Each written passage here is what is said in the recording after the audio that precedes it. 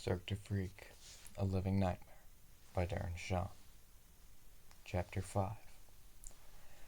The next morning, Tommy, Allen, and me waited outside the gates for Steve, but there was no sign of him by the time the bell rang for class, so we just had to go in anyways. "I bet he's hiding," Tommy said. He couldn't get the tickets, and now he doesn't want to face us." "Steve's not like that," I said. "I hope he brings the flyer back," Allen said. "Even if we can't go, I'd like to have that flyer.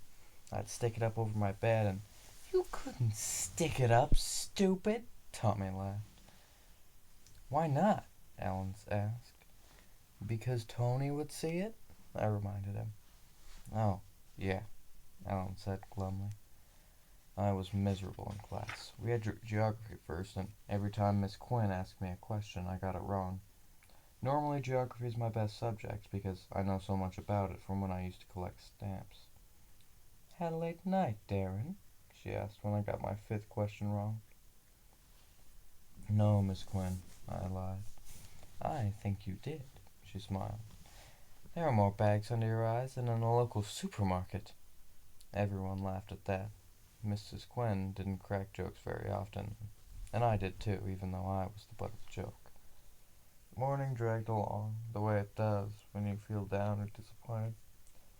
I spent the time imagining the freak show. I made believe I was one of the freaks, and the owner of the circus was a nasty guy who whipped everybody, even when they got stuff right. All of the freaks hated him, but he was so big and mean that nobody could say anything. One day he whipped me once too often, and I turned into a wolf and bit his head off. Everybody cheered, and I was made the new owner. It was a pretty good daydream. Then, a few minutes before lunch, the door opened, and guess who walked in? Steve. His mother was behind him, and she said something to Mrs. Quinn, who nodded and smiled. Then Mrs. Leonard left, and Steve strolled over to a seat and sat down. "Where were you?"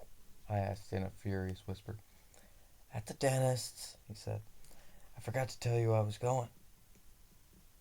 "What about—" "That's enough, Darren," Mrs. Quinn said, and I shut up instantly. At recess, Tommy, Allen, and I almost smothered Steve. We were shouting and pulling at him at the same time. "Did you get the tickets?" I asked. "Were you really at the dentist's?" Tommy wanted to know. "Where's my flyer?" Allen asked. "Patience, boys, patience," Steve said, pushing us away and laughing. "Good things come to those who wait." "Come on, Steve, don't mess around with us," I told him. "Did you get them or not?" "Yes and no," he said. "What does that mean?" Tommy snorted. "It means I have some good news, some bad news, and some crazy news," he said. "Which do you want to hear first?" "Crazy news?" I asked, puzzled. Steve pulled us off to one side of the yard, checked to make sure no one was around, then began speaking in a whisper. "I got the money," he said, "and snuck out at 7 when Mom was on the phone. I hurried across town to the ticket booth, but do you know who was there when I showed up?" "Who?" we asked. "Mr. Dalton," he said. "He was there with a couple of policemen. They were dragging a small guy out of the booth. It was really only a small shed, and suddenly there was this huge bang, and a big cloud of smoke covered them all. When it cleared, the small guy had disappeared." "What did Mr. Dalton and the police do?" Allen asked. "Examined the shed, looked around a bit, and then left." "They didn't see you?" Tommy asked.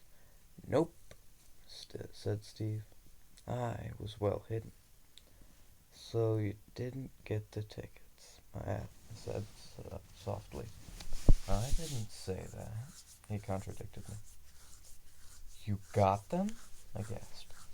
"I turned to leave," he said, "and found that small guy behind me. He was tiny and dressed in a long cloak that covered him from head to toe. He spotted the flyer in my hand, took it, and held out the tickets. I handed over the money, and—" "You got them!" we roared delightfully. "Yes," he beamed. Then his face fell. "But there was a catch. I told you there was bad news, remember?" "What is it?" I asked. thinking he'd lost them. "He only sold me two," Steve said. "I had the money for four, but he wouldn't take it. He didn't say anything, just tapped the part of the flyer about some restrictions, then handed me a card that said the Cirque du Freak only sold 2 tickets per flyer. I offered him extra money. I had almost $100 total, but he wouldn't take it." "He only sold you 2 tickets?" Tommy asked, dismayed. "But that means," Alan began. "Only two of us can go," Steve finished. He looked around at us grimly. "Two of us will have to stay at home."